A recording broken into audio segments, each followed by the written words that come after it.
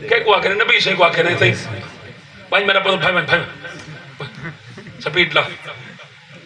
سبحان اللہ پہلوان آگے تیرے میرے نبی کو چیلنج کیتے میرے نال لڑو کشتی کرو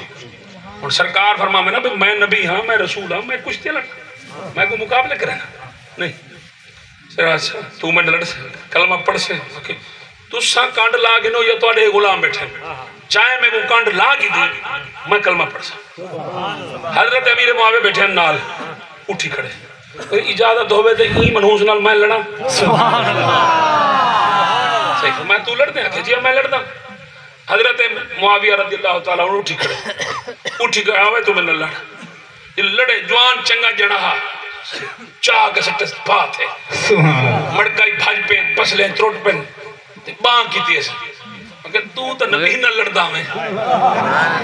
سبحان اللہ مگر تو کون ہے مگر میرے نام معاویہ ہے اچھا یار میں تو سمجھے بھی اتھے ہکو پہلوان نہ دے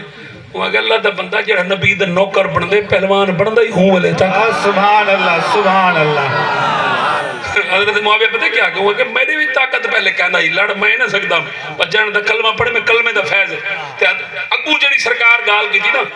وہ درہ تھوڑی جی گال لوگوں کو ناقابل برداشت تھی سی پر میں کچھ نہیں کر سکتا میں کوئی ڈاکٹر تھوڑی ہوں میں جناب تھوڑا علاج کروا دا جڑی اگو سرکار نے کہا کہ سرکار ہی میں رکھا مونڈے دے ہاتھ